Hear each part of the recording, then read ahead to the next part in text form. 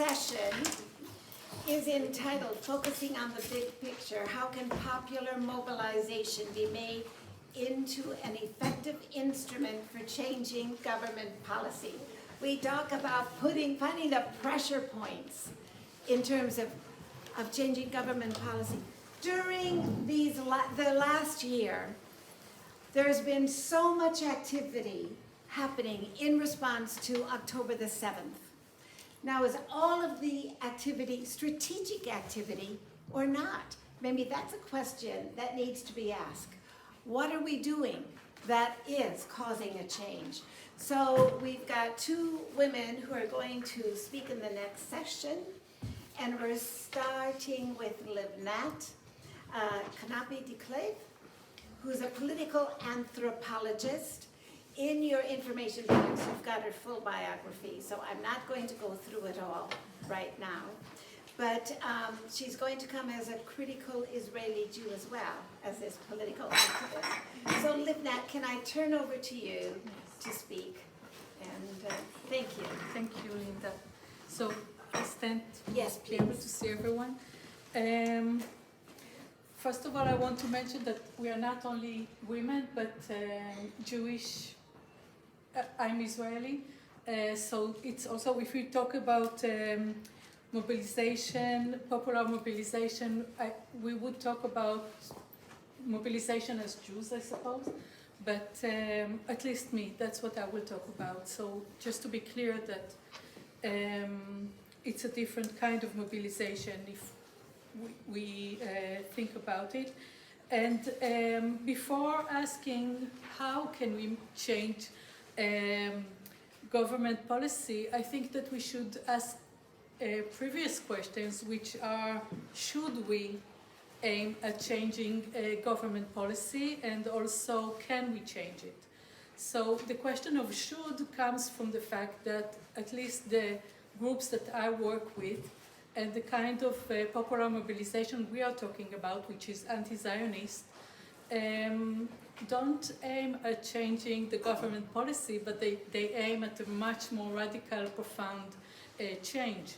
So the government as it is, at least in Israel, doesn't in any way, even the Palestinian-led parties, do not in any way represent the kind of change that we would like to see. And therefore, the question is, should we aim at trying to, in some way, have some influence on government policy? And the short answer that I would like to give is yes. Because we have to think about the way I see things, and maybe we are different in that way also, though, is that we have to think about different aims with different time, how should I put it, with different terms, like short-term objectives and long-term objectives, trying to change things superficially or trying to change things much more radically, much more profoundly. And the superficial short-term change is needed for people to survive the horrors that this government is producing and the Zionism has produced for many years before that. So I think that we have to direct our actions into different audiences with different aims, all the while always remembering what our long-term objective is and what is the long-term vision that we have in mind, and I will come back to it later as well.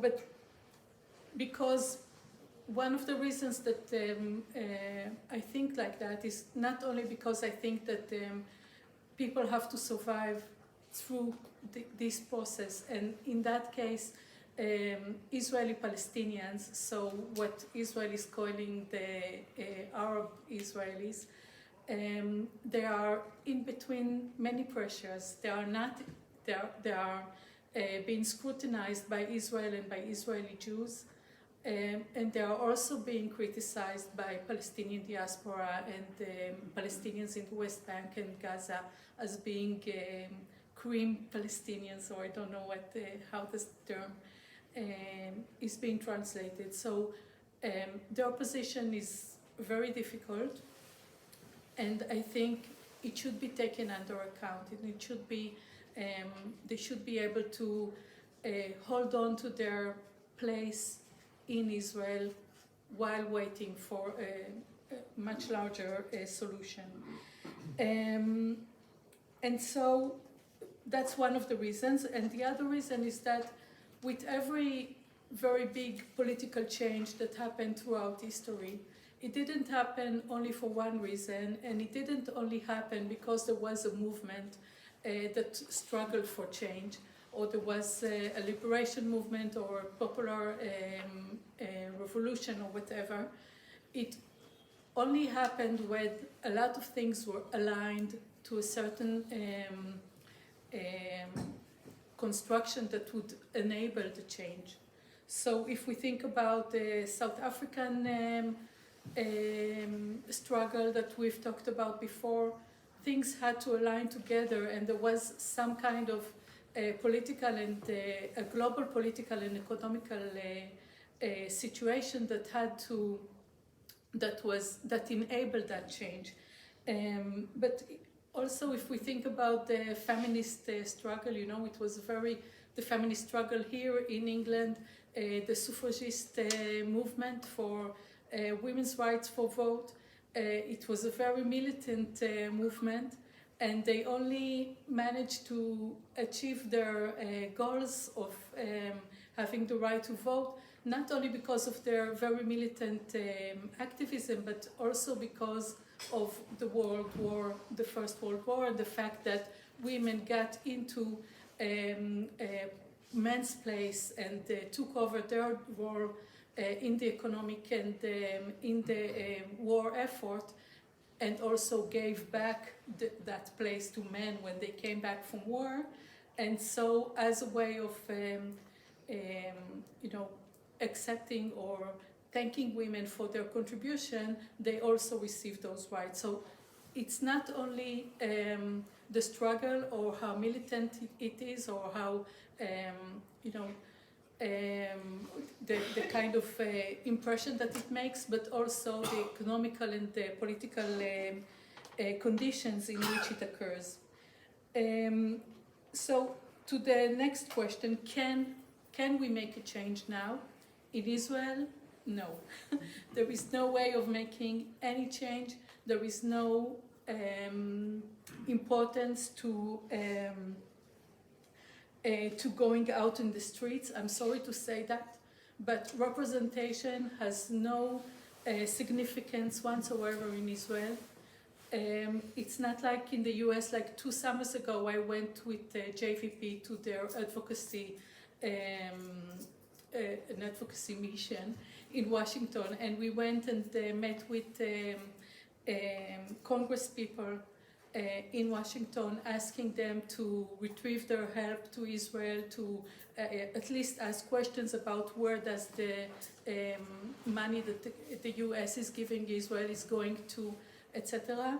And those kind of things are not possible in Israel, not only because the election system is different than in the US, but also we can see how now all Netanyahu needs, or needed before, and now he's preserving that, is to be able to construct a coalition which is strong enough by aligning with very far-right parties. And that's all. It doesn't matter how many people go out to the streets. It has no effect whatsoever. And so trying to change government policy in that kind of situation is impossible. Where do I think that change can be made? It's also, I want to say that even in the meso levels of policy, like in big institutions such as academia, hospitals, workplaces, industry, etc., etc., they just align with the government position and direction.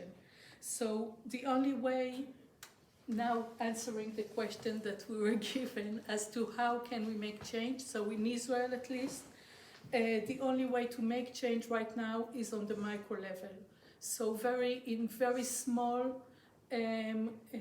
structures of NGOs that have some kind of awareness to the situation, in department levels of the university trying to work up.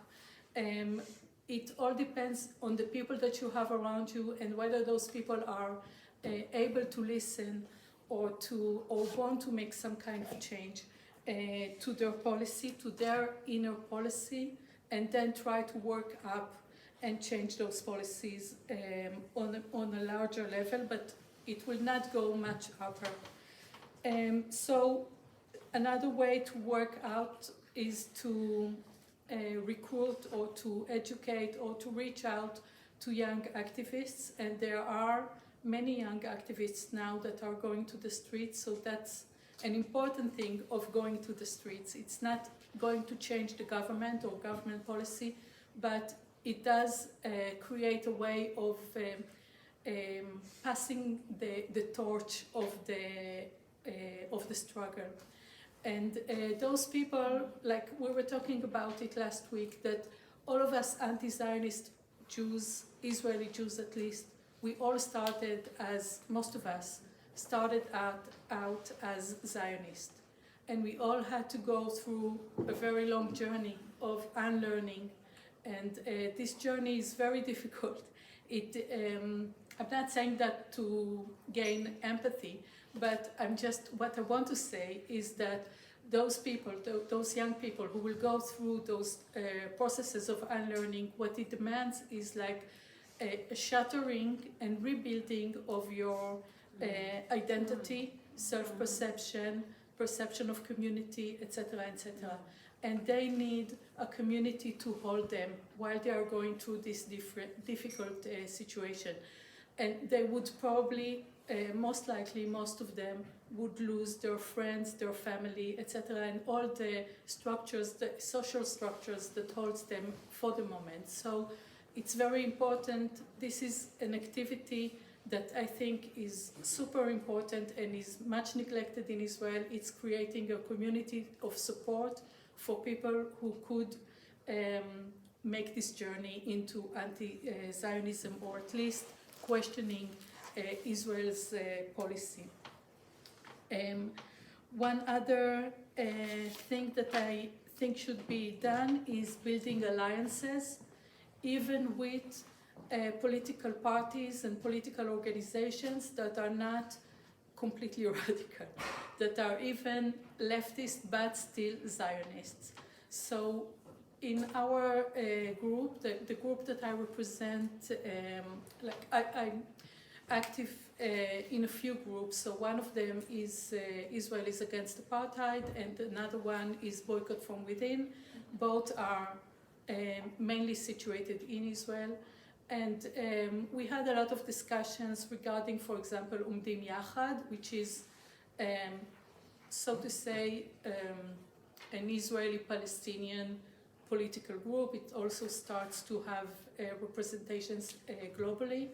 And there is a lot of criticism, a lot of critique about them, because the BNC at least is saying justly that they normalize the conflict, they normalized even the genocide in Gaza in terms of conflict, etc. So they normalized the political situation in Israel, and that they don't speak enough about apartheid and occupation and anti-Zionism. But I think that within Israel, even groups like that should be reached out to and not alienated, because they will have to be radicalized in the future. In the future, there will be no other way than to be detached from Zionism. I don't think there is a future to Zionism, and so I think voluntarily or not, those groups would have to radicalize, and they should already be educated into that and be and they should have allies that would accompany them in the future. So what my stance is that as Israeli Jewish radical left person, we are a very small group, marginalized group, and we would always be. And there are parties that gain more attraction and gain more people, but we have to stay in contact with them, because one day they will have our position, they will have to adopt it, and we must be there to guide them. So that was about Israel. On the international level, I think there are many things that we could learn from the struggle against apartheid in South Africa. And I rely on a book written by Hakan Thorne that said that one of the ways that the struggle became a transnational movement or transnational struggle is by recruiting the media, as we've talked before, or conquering the media in some way, creating a culture of struggle, like songs, symbols, and so on, that would, will take the struggle into different audiences. So the film that ICAHD made is also one way of doing that, is by creating a community and engaging with dissidents in exile. So that could be Palestinian diaspora, but also critical Jews abroad in many countries, and making pressure on the global and international community. Although I share the assertion that international institutions need to be decolonized in themselves, and that they are very biased and do not do enough. I do think that we still have to appeal to them and to governments in different places where we are. So as Israelis Against Apartheid, we are part of a network of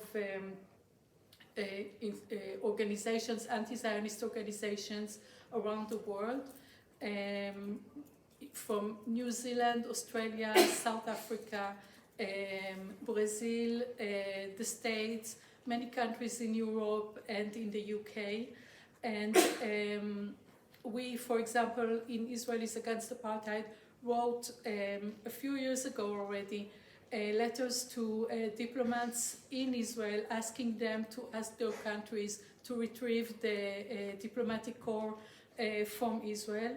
And now we initiated a letter from each organization to the foreign minister in that country to ask for the same. And our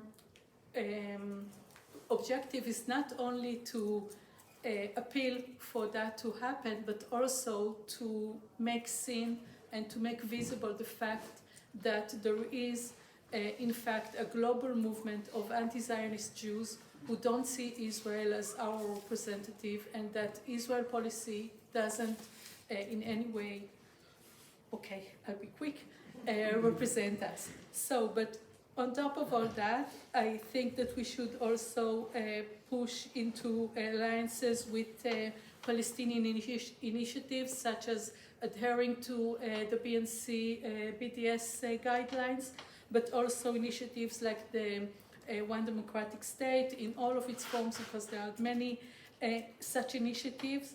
I'm part of a group that tries to push for Bring Gaza Home.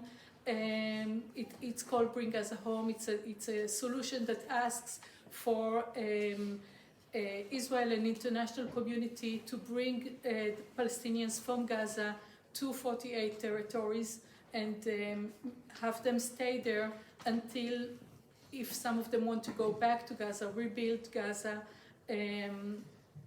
It's a program that is probably not going to happen, and there will not be any international force, or maybe very little support from international forces.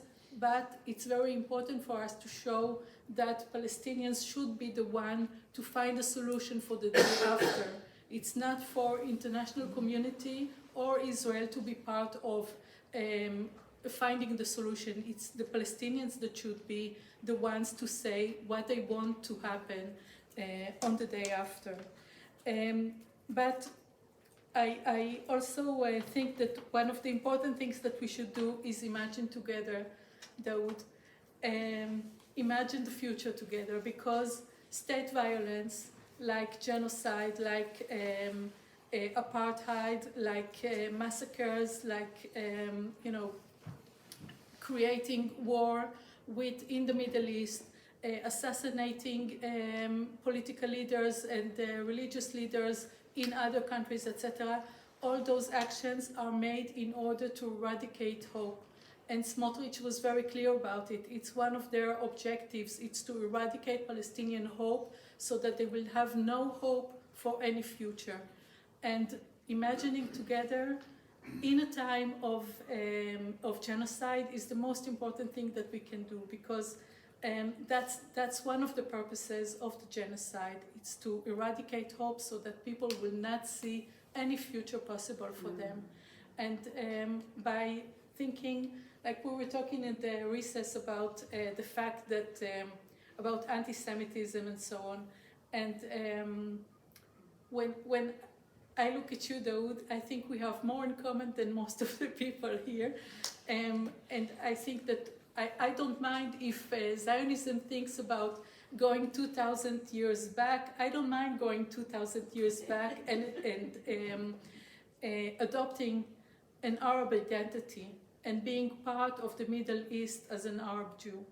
I don't think Judaism is all about sovereignty.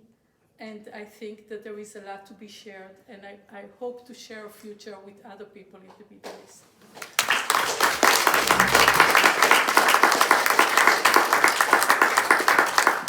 Very moving. Thank you for that. We'll say a little bit more on that later as we wrap up. Just these powerful statements coming out today from people who are very much at the core of this whole subject. Well, now we are absolutely thrilled to have Misha Vides with us today. Misha is a student studying at the University of Edinburgh, another anthropologist. That's 3 of them here today who've taken the platform. And we wanted to give some focus to what's happening with student encampment, student mobilization. We've got to hear from your generation. So we'll turn over to you next, and then we'll have a short Q&A. You have 20 minutes. First, hi. I'm going to be looking at my computer a lot because I've written down a lot of incoherent things to say. But, so yeah, I'm Misha. I'm studying at the University of Edinburgh. I'm also, as Liv said, Jewish and anti-Zionist. And yeah, I've been involved in like a large variety of different student and non-student groups and actions over the last year. But I'll be focusing today on what I've been doing within the university. So yeah, there are 2 groups I think first to highlight that I'm in. The first is JPS, which is the Justice for Palestine Society at our university. It's a Palestinian-led student group, which is, the main goal of the group. It's the main body on our campus, which is pushing for divestment of the Edinburgh Uni institution from companies complicit in Israeli apartheid and genocide. The group was not founded last October. It's been active for many years on our campus, obviously because Israeli apartheid and genocide has been going on since 1948. And yeah, other goals of the group, which I think are also important to highlight. So it's divestment, it's academic boycott, it's the reduction of policing on campus, it's open denouncement of the university's colonial ties, which I'll get into in a bit. It's combating anti-Semitism through the removal of the IHRA definition of anti-Semitism, which for those who don't know, it's basically a definition of anti-Semitism that equates anti-Zionism to anti-Semitism. 7 out of the 11 examples of anti-Semitism are based on like criticism of Israel being anti-Semitic, which is incredibly problematic. It's financial reparations and it's scholarships grants to Gazan students, which has been done at our university with Ukrainian students, and it's hosting those students who have served in the IOF. Yeah, and like JPS, there's so much to get into about that, which I'll try and do in the 20 minutes, but I think a big thing to push as well, which has been done with most student pro-Palestine groups around, like globally in the last year, is it's getting more cracked down on by the university, by Scottish police, and it's getting more censored as well. And the other student group I'm in is Kahila, and Kahila means community in Hebrew, and it's a Jewish student group on campus, which myself and 3 other members, thank you so much, founded last October. And so our tagline is a community of Jewish students unequivocally in support of Palestinian liberation and committed to highlighting the diversity of Jewish voices on campus. So yeah, for a little bit, like I can speak more candidly about this because JPS is it's more cracked down on, but so last October I was going to Palestine protests and I remember seeing someone in like a general community protest with a kippah, which is the Jewish hat, and I went up to them and I was like, I'm Jewish too, because I try and visualize myself as being Jewish at protests. And then through that started like a general community group chat called Scottish Jews Standing in Solidarity with Palestine, and that's like a different thing.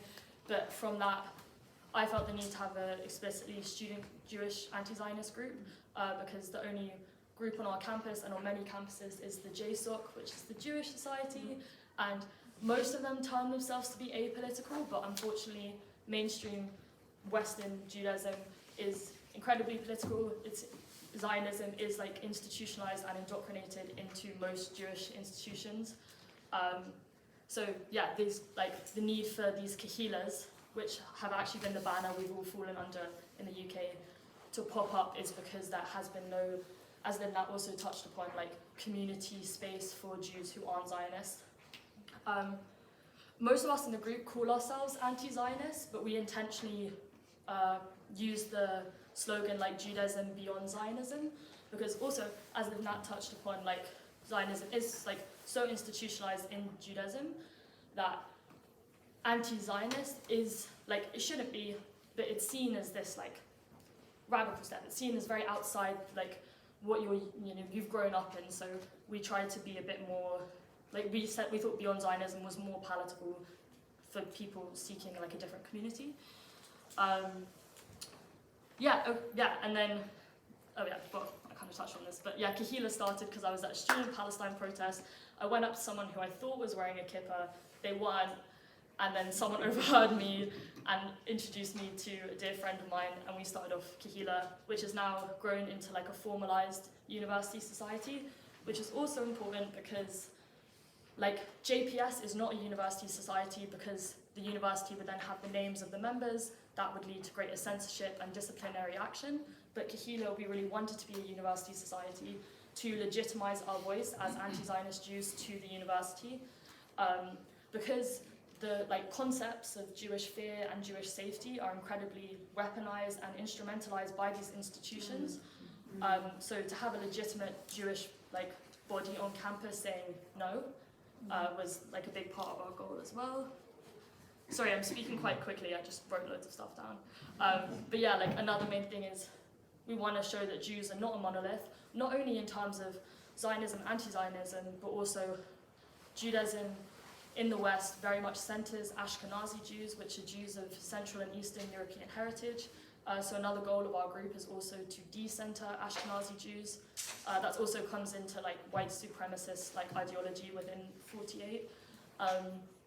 So the goals of Kahila, which I think are important to say, are Jewish space outside of Zionism, Judaism that does not center Ashkenazi Judaism, uplifting the voices of Palestinians and Arabs, education, and fighting anti-Semitism on campus through also a removal of the ICAHD definition of anti-Semitism, because unfortunately, a couple years ago in our university, there was big, like most Western universities have adopted the ICAHD definition of anti-Semitism, And unfortunately, Jewish voices are usually the only ones included in these conversations, even though Palestinian voices for sure should be included, because this is not about, like, IHRA is not about anti-Semitism, it's about Israel.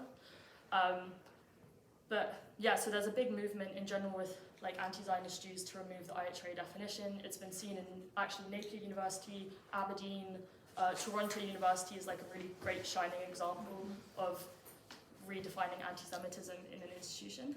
But yeah, that's a bit about student stuff. And then to give context to Edinburgh University, it invests a total of £70,367,464 in bodies complicit in the active occupation and ethnic cleansing of Palestine.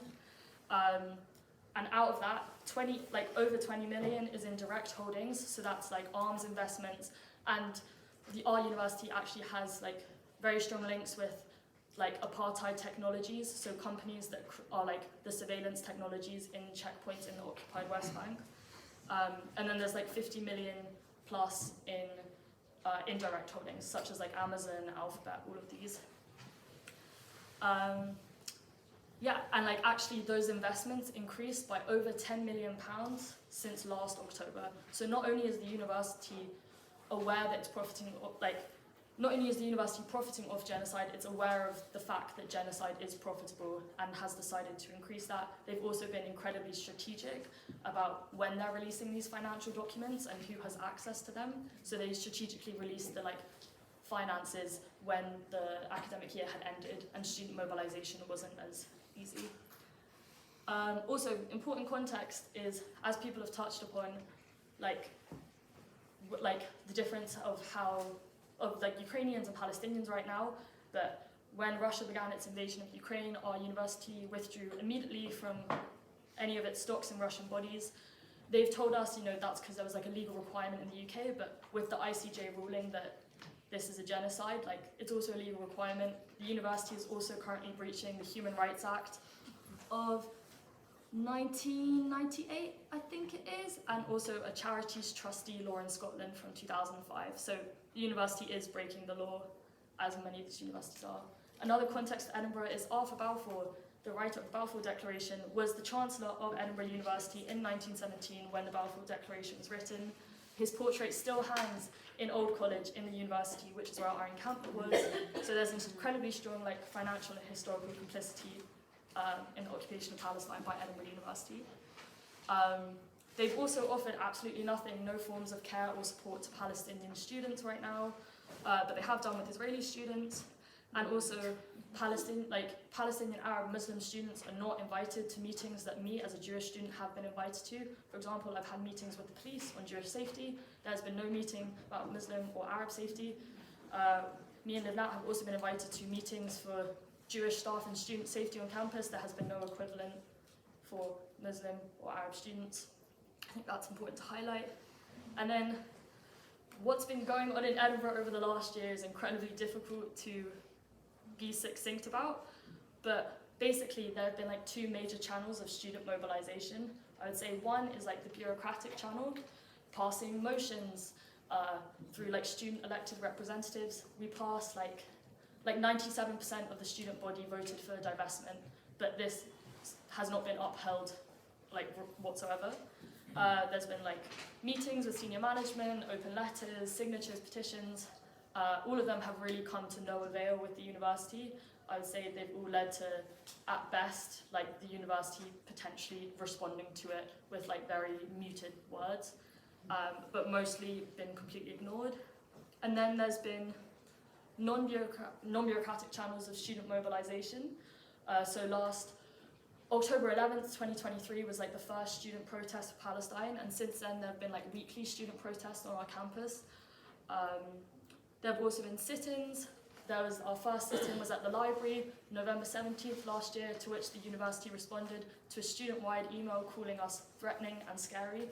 Obviously, anyone who reads the email, which I will happily share after, very much shows this idea, once again, of Jewish safety and fear being incredibly instrumentalized. They don't say Jewish specifically, but anyone can read between the lines and see who they're talking about, of who's feeling threatened. That's also completely ignoring. There was a Jewish bloc. Myself and another person spoke at this protest I think, another thing important to mention is like anti-Zionist Jews. Not only are we involved in being called threatening and scary, but also our Jewish presence is being completely ignored in these protests. There's lecture disruptions, there's occupations. 2 buildings have been occupied on our university campus or reclaimed. There's been hard pickets. There was a hard picket, which means workers get sent home with pay for the day, but the building is not in use, so it stops a day's work. The finance building was hard picketed last Friday. And then there was an encampment in Old College, which lasted over a month in May. I was in that. There was also hunger strikes, which we did. I did a hunger strike as well, and there was about 25 plus students doing a hunger strike for over 33 days. This was all following the lead of the general public of Edinburgh, actually, which I'm sure many of you saw the encampment outside Parliament. And hunger strike is also outside Parliament, so we tried to, I think, personally, a critique I have of Edinburgh University activism is a lack of connection with the general community in Edinburgh. I think any elitist institution like Edinburgh University has that as a problem, but yeah, I think I think some of us are trying to push for that more, and I think the encampment brotherhood was a good example of that.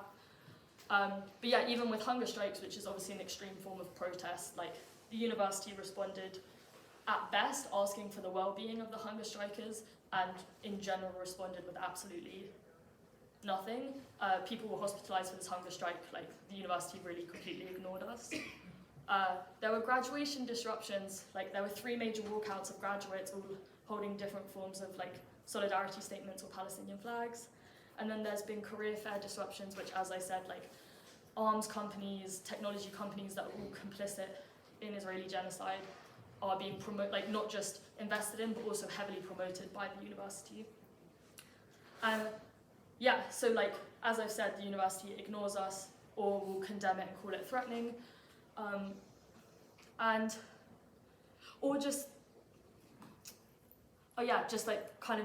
Another major strategic point of the uni is this, there have been court meetings by the university, but there was one in June that was supposed to vote on divestment. It was delayed till October 7th, which I think is incredibly obviously, I don't know why the university would put it on October 7th, but and then they've delayed it again until March, so they're actually just ignoring us, condemning us, or just delaying decisions. And they currently say there is a race review going on in the university. Palestine actually was not included. Now I think it might be included, but the work of this is actually all being done by Palestinian students who have graduated the university. So, and yeah, I think there's a wider role of, obviously the student movement can be seen globally in many different ways, and there's a long history of student mobilization for different justice campaigns, but in Edinburgh specifically, occupation of university buildings is an age-old tradition. So encampments, in 1974, there was an encampment in Old College, in Edinburgh University, for divestment of the university from South African apartheid. Actually, someone from that encampment visited us in one of our occupied buildings this year, which was super cool. And yeah, I think that's a super condensed version. And I don't think I've even remotely touched upon everything, but I think the main thing to say is I've learned much more from all of this than I genuinely ever have in university. I'm currently actually on an interruption from university for the year, so we'll see how that goes. And yeah, I'm not remotely an expert. There are millions of students, and also we're not only millions of students doing this, but we are being led by Palestinian students in the diaspora leading these structures, and also Palestinian students on the ground in Palestine who are showing the way with hunger strikes specifically. Hunger strikes are a massive tradition of Palestinian political prisoners. We are only taking an example from them. And yeah, thank you very much. That's super broad, but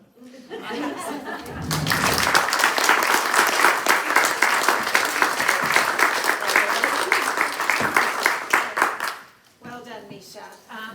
Courageous, active, determined are all things, really important to hear from you, and we're glad to have been able to include your voice today. Okay, 10 minutes for questions, yes. 1, 2, okay, we'll start at 3. Yes. How do you keep the continuity going from year to year in the universities? How do you make sure that the freshmen coming up will continue what you're doing? Do you educate them? Do you go back? How do you do that? And what happens in the holidays? Okay, so we'll have continuity between students. I'm going to take the 3 questions I was down. going to say, how much has this been reported by the media? All these disruptions, all the student actions? Okay, students. And what about you? For LiveNet as well as for Misha. I used to work at the University of Edinburgh, and I recall an earlier occupation of the main lecture theatre, after which the secretary of the university conceded and agreed to provide a scholarship for a Palestinian student from the Birzeit University in Palestine, in the occupied Palestinian territories. I've often wondered if that has continued, and so I just wonder about if that's. I see there is an article in North Edinburgh News. I just was looking about that occupation, which was of the Gordon Aikman Lecture Theatre, as it's called now. Was it was it the one like this year? Yes. Okay. Okay, so those 3 questions all to you, and then we'll see if we've got a round for you, LiveNet. Okay. Yes, please. Okay. Well, the first one with the continuity. Well, I think first thing to say is we are we're all incredibly burnt out. Like part of the reason, which I think is important to say, we don't know yet. Obviously, once again, none of this started on October 7th, but I think this type of mass, very urgent action, we're all, as students who have been involved in it, are still figuring out how to have continuity with it. But I think also there's a wisdom being passed down through student activists is a really beautiful thing. When I did the occupations this year, these were my first occupations of university buildings and at the time I was in my 2nd year of university. But we had 4th years who had done 5 different occupations. So I think it's this wisdom is being passed down, and you are being shown the ropes.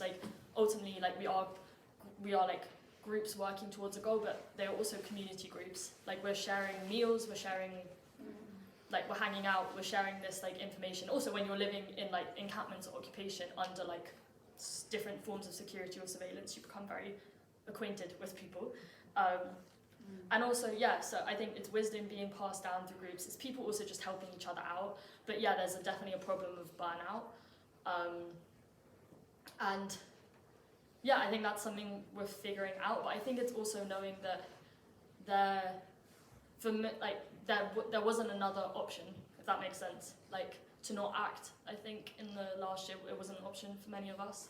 There's actually, if you don't mind, I might read a little quote. Just the group I'm in, the JPS group, we're actually releasing a zine next week at Edinburgh Zine Fair, and there's a really beautiful quote in it, which I probably won't be able to. I found it. That it might resonate with some people, maybe not, but it's from an extract from Conversation, a poem by Lisa Seher Majaj. Did your protestations do any good? No, I lost my breath, I lost my words, I lost my heart. But had I not argued, I would have lost my soul. I think that resonated in different ways with a fair number of people in the group. So still figuring out continuity, but figuring it out for sure, because it's not an option to not continue. In terms of media, actually, English universities got a lot more media coverage than Scottish universities, but the majority of media coverage we had was during the encampment, and it was mostly from different Arab news outlets. So Middle East Eye, Al Jazeera, they all came to the encampment. Otherwise that, maybe it's been drips and drabs from different Edinburgh news outlets, but I wouldn't say anything major outside of major Arab news outlets. And to be fair, when we were doing the hunger strike was probably what also caused the most amount of media attention, but it was excuse my crass language, but absolute bullshit. It was we got calls from like the BBC, the Financial Times, but all of the questions they were asking us had absolutely nothing to do with Palestine, and all the questions were asked were about anti-Semitism, and yeah, which was incredibly disappointing and completely missed the mark of what you're doing. Yeah, and I think, yeah, as you know, we spoke about the media before. Media definitely needs to step up and do better. And then scholarships. I honestly haven't heard of any other scholarships being granted. But there are lots of scholarships for Ukrainian. Yeah, I haven't heard of. I don't think there's any like program being done for like Gaza It's a possible students. idea to raise. Yeah, it's one of the goals of the JPS campaign is to get scholarships for students from Gaza, but I haven't heard of any program being initiated in the uni. So yeah, thank you very much. Thank you. Yes, question back there. And then Jeff. I had a question for Rivka. Yeah. I was very interested. I mean, it sounds almost like a coming out process of becoming anti-Zion and moving from a Zionist Jew to an anti-Zionist Jew. I wondered if you could talk a little bit about that, and I realised that could be taken as a very personal question. But you know, what sort of brought you to that point where you just had to break with Zionism? So that question, and Jeff, you have a question for me? I'd just like to ask Misha, what Palestinians or Palestinian groups in Palestine are you guys coordinating with? Okay, good. Livnat. Yep. So yes, it's very much like coming out situation, and in fact, so my PhD research was about Israeli Jews who were against apartheid, against Israeli regime, and part of radical left activism, and left Israel for political reasons, either moved abroad or to Palestinian localities in the West Bank. And some of them are also queer, and some of them said that, I mean, those who were queer said that it was harder to come out as anti-Zionist than to come out as a queer to their family. That it was a harder situation because you have to break up with much more institutionalized identities that you have to adhere to than when coming out as a queer person. So it's very much like that. What led me, I think a gradual, so I became anti-Zionist very late. In my late 40s, so it took me a while to break out of Zionism, and it's a process that I'm still going through. So a few years ago, Linda interviewed me for an ICAHD newsletter, and I said that she asked me if I determine myself as an what made me become an anti-Zionist, and I said that I'm not an anti-Zionist. I said I would like to find a way to describe myself in a positive way and not in a negative way. But now, with everything that is happening, I'm definitely anti. I mean, I do have a positive image of the future that I would like to see, like what I would like to see happen, and not what is happening now, but I'm definitely anti-Zionist, and what Zionism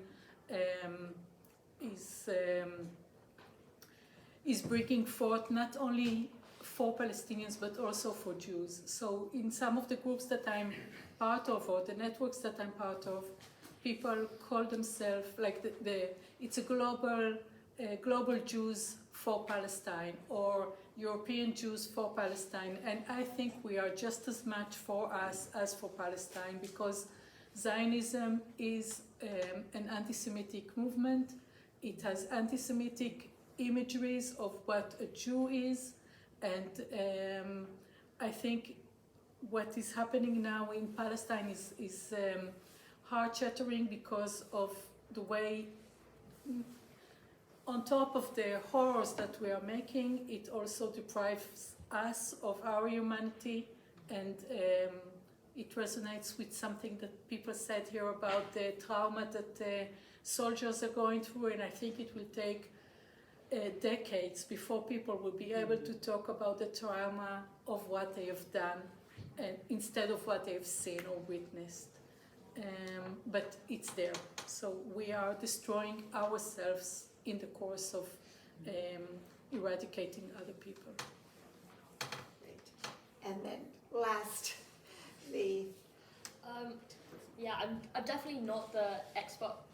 I'm not the expert person in our group, because there's a lot of we have different working groups for outreach and stuff like that. But I know we've got connections with Edinburgh University, with the student group there.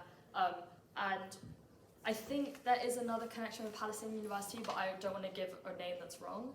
But also I think it's mostly through different interpersonal links that different people have, if that makes sense.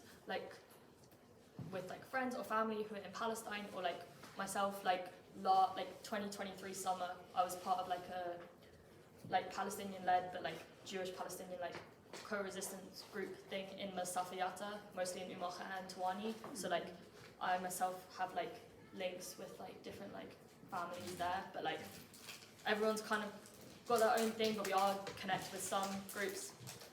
That's vague, but yeah, I'm definitely not the expert person, but I know quite a handful of Palestinian student groups on the ground we are having connections with. excellent, excellent. Well, I want to thank each of you for what you shared, and most of all for the journeys you've been on, and for the way that you have chosen a different path for your lives, your activism, your vision for the future. Thank you very much.